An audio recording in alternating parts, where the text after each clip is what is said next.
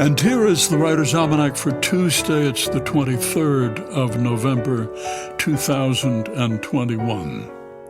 It was on this date in the year 534 B.C., a Greek poet from Icaria named Thespis reportedly became the first Western actor to portray a character on stage. Up to that point, Greek theater mostly consisted of choruses singing songs about myths, and Thespis put on a mask and took on the persona of Dionysus, actually pretended to be that person and spoke dialogue from that character's point of view.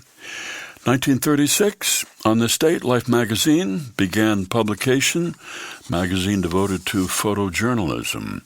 1903, on this date, Enrico Caruso made his American debut in Rigoletto at the Metropolitan Opera House in New York City. A boy who grew up in the slums of Naples. His father tried to get him to work in a factory. He ran away from home, supported himself singing at weddings and funerals. There was enormous anticipation about his performance on this night, 1903, in Rigoletto, and he did pretty well. But in the course of that first season at the Met, Caruso began to relax and sang better and better, and audiences started to become very excited, almost hysterical about him.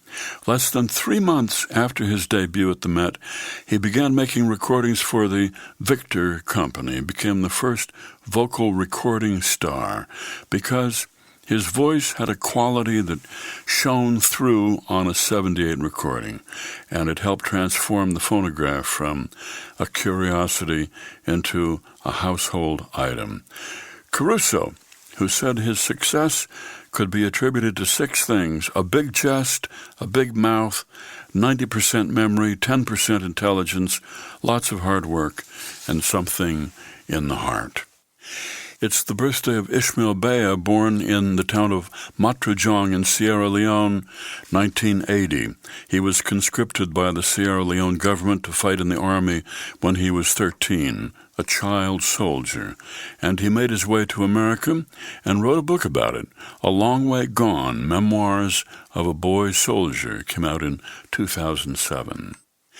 And it's the birthday of the historian and poet Jennifer Michael Hecht, born Glen Cove, New York, 1965, author of Doubt, A History, and Stay, A History of Suicide and the Philosophies Against It. Here's a poem for today by Jeffrey Harrison, Green Canoe. I don't often get the chance any longer to go out alone in the green canoe and lying in the bottom of the boat, just drift where the breeze takes me, down to the other end of the lake or into some cove without my knowing, because I can't see anything over the gunnels but sky as I lie there, feeling the ribs of the boat as my own, this floating pod with a body inside it. Also a mind that drifts among clouds and the sounds that carry over water, a flutter of birdsong, a screen door slamming shut, as well as the usual stuff that clutters it, but slowed down, opened up, like the fluff of milkweed tugged from its husk and floating over the lake, to be mistaken for mayflies at dusk by feeding trout, or be carried away to a place where the seeds might sprout.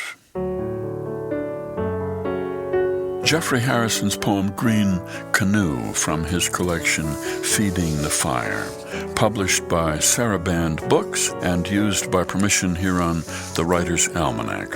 Funded by donations from listeners like you, now available on PRX for distribution by your local radio station. Be well, do good work, and keep in touch.